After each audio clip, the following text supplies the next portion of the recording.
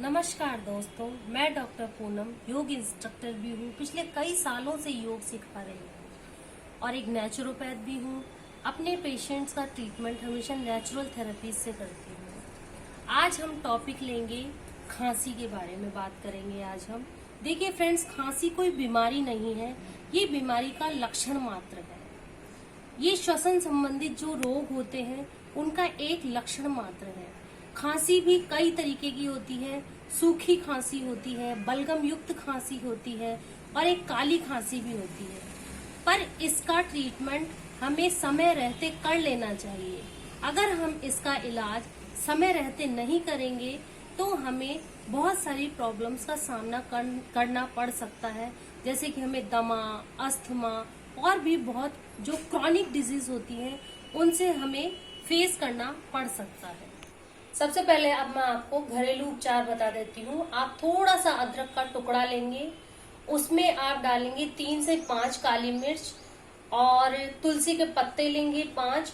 उन सबको कूट पीस कर उसमें शहद मिलाकर आपको चाटना है। इसे आप 1 हफ्ते तक अगर आप लगातार करेंगे तो आपकी खांसी में बहुत हद तक रिलीफ मिलेगा।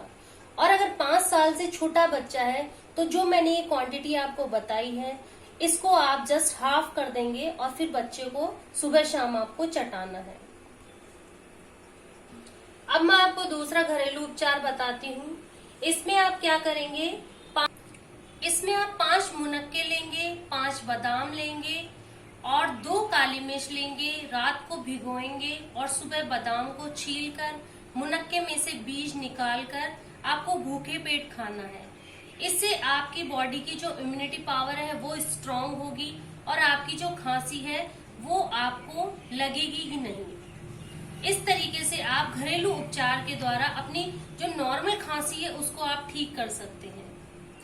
अब मैं आपको कुछ यौगिक क्रियाएं बता देती हूँ जिससे आप अपनी इम्यूनिटी को बूस्ट कर सकते हैं और जो छोटी मोटी जो सर्दी, खांसी, जुकाम, इस तरीके की छोटी मोटी जो समस्याएं होती है उनसे निजात पा सकते हैं। सबसे पहले हम किसी भी एक आसन में बैठ जाएंगे, सुखासन, वज्रासन, पद्मासन, जो भी आपको सुख कर लगे। कोई भी एक मुद्रा लगा लेंगे, ज्ञान मुद्रा, वायु मुद्रा, अपान मुद्रा, कोई भी एक मुद्रा लगा लेंगे। रीढ़, गर्दन, सिर एक सीधी रेखा में रहेंगे, न सिर झुका हुआ रहेगा न सिर तना हुआ रहेगा। आंखें कोमलता से बंद रहेंगी, मुख पर प्रसन्नता के भाव रहेंगे। लंबा गहरा श्वास लेंगे, फेफड़ों को पूरी तरीके से फुलाएंगे, बिना श्वास को अंदर रोके हुए ओमकार नाद के द्वारा श्वासों को बाहर की तरफ छोड़ देंगे। 3 बार करेंगे। शुरू करते हैं।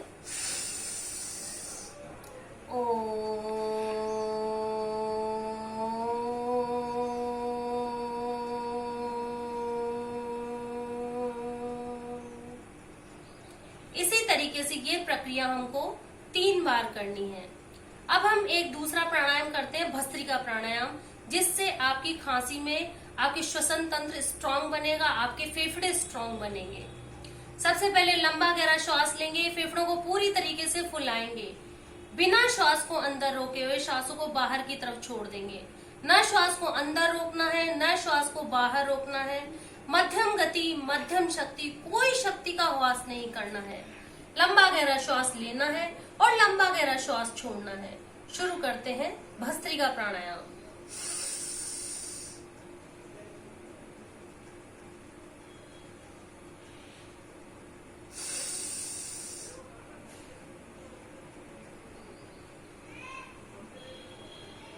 ये प्राणायाम हमें लगभग 3 से 5 मिनट तक करना है।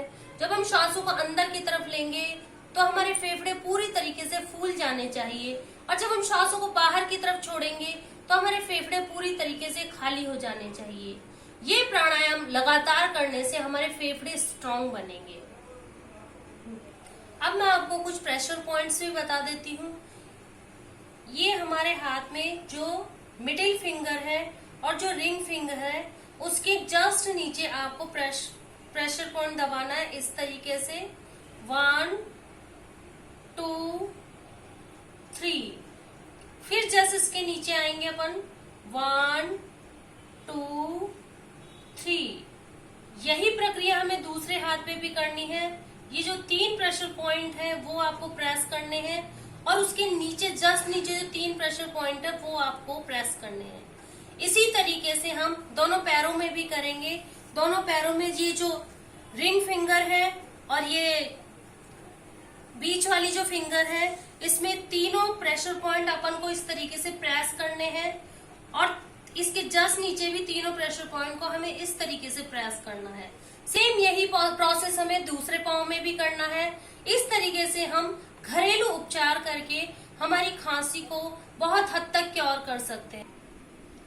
देखिए फ्रेंड्स, इस तरीके से हमें, जैसे ये हाथों में दिखाई दे रहे हैं प्रेशर पॉइंट, वहां पे हमें प्रेस करना है। इसी तरीके से हमें जो पैरों में प्रेशर पॉइंट्स दिखाई दे रहे हैं वहां पे हमें प्रेस करना है। अगर हम ये जो ट्रीटमेंट मैंने बताया ये आप घर में करते हो तो आपको खांसी परेशान नहीं करेगी, और जो खांसी है उसका उपचार हमें समय रहते कर लेना चाहिए, नहीं तो हमें श्वसन संबंधी बहुत सारे रोगों का सामना करना पड़ सकता है। Thank you friends.